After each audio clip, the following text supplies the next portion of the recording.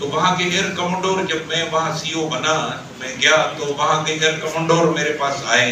اور مجھے یاد ہے انہوں نے کہا کہ ابھائی صاحب یہ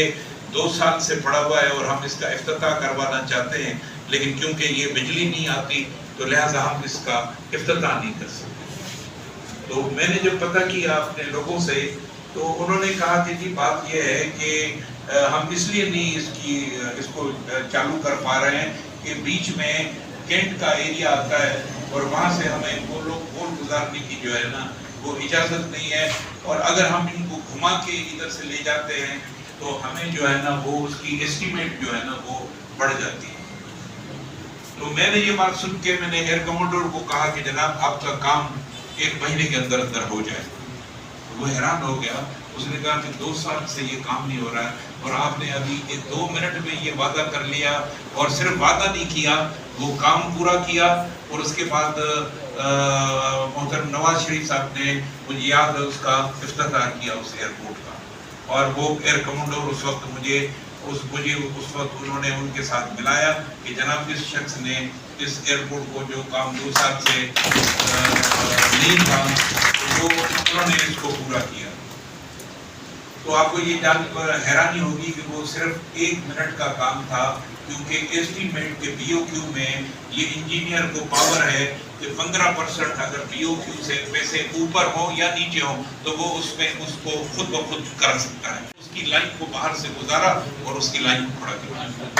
تو یہ مقصد دیکھیں، یہ چیزیں جو ہے نا وہ اگر آپ کے اندر ایک طلب ہے اور تڑپ ہے، دنیا کے یہ جو 2 الفاظ ہیں، یہ نہ آپ ادارے بنا سکتے ہیں اور نہ آپ کوئی چیزوں کو سکھ دکھ کی باتیں جو ہے نا وہ تو دور کی باتیں ہیں۔ تو یہ جو آپ نے ڈیپلائی میمن فیڈر کی بات کی، مجھے دیکھیں ڈیپلائی میمن رات 2:25 پہ، میری عادت ہے میں رات کو 3 بجے سوتا ہوں، تو جب 2:25 پہ میں نے ایک گرڈ پہ بات کی راجپوتانہ پہ، تو اس کے SSA نے مجھے یہ بتایا کہ سر آپ کا ایک فیڈر ہے آغا خان، وہ فیڈر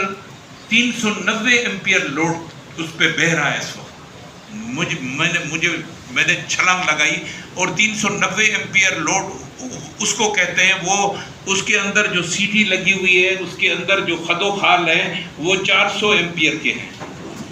یعنی آپ اندازہ۔ اب میں نے جو پرانے لوگ ہیں، میرے استاد ہیں قدیر راجپوت صاحب یا اکیلی صاحب، میں نے بڑی کوشش کی ان کے پاس جا کے پتہ کرنے کی کہ سر اس میں ہمارے جو 25 سال پرانا کنڈکٹر ہے وہ کس طرح اطلاع دیں اس کو، تو اس نے کہا جی وہ تو اطلاع یہ لے گا ہی نہیں آپ سے۔ ہاں وہ اس میں، کیونکہ ان کے پاس 20 سال پرانا کنڈکٹر ہوتا ہی نہیں، لہذا انہوں نے بنایا ہی نہیں۔ تو اب مجھے بتائیں کہ ہم اس کمپیوٹر کو کون بنائے گا جس کو ہم یہ میسج دیں کہ یہ جو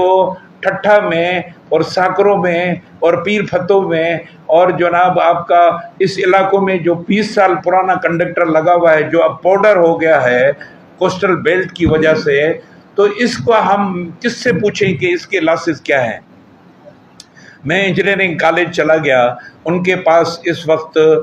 ایشیا میں سب سے اچھا کمپیوٹر ہے جو کہ آپ کو یہ فگرز ڈالنے کے بعد بتا دیتا ہے کہ اس فیڈر کو جلدی سے جلدی آپ رینوویٹ کریں، اس کا کنڈکٹر اتاریں، کیونکہ آگے آنے والی آڈٹ جو ہوتی ہے وہ آپ سے یہ دیکھتی ہے کہ آپ کو کس نے بتایا تھا کہ اس کے جو ہے نا کنڈکٹر آپ نے جو 2 کروڑ کا کنڈکٹر تبدیل کیا، یہ کس کے کہنے پہ کیا۔ تو انہوں نے کہا، آپ کو جان کے حیرانی ہوگی کہ جی 40 دن لگیں گے ایک فیڈر کو یہ بتانے میں کہ اس کے خد و خال کیا ہیں۔ اب میں نے کہا اگر 40 فیڈر لگیں گے تو 150 فیڈروں پہ 10 سال تو یہ ہو گئے ہمارے، تو یہ کب فیڈر ٹھیک ہوں گے؟ تو لہٰذا اپنے بورڈ کو میں نے بتایا کہ جناب ہمارے پاس تو یہی ہوگا کہ آپ مجھے اجازت دیں کہ ہم جو ہے ان کو اسٹریٹ اوے آدھا کر دیں، ان کو بائفرکیٹ کریں، ان شہر کے فیڈروں کو جو ایک ساتھ ان رگوں کی طرح چل رہے ہیں، ایک فیڈر پہ فالٹ آتا ہے تو 5 فیڈر دوسرے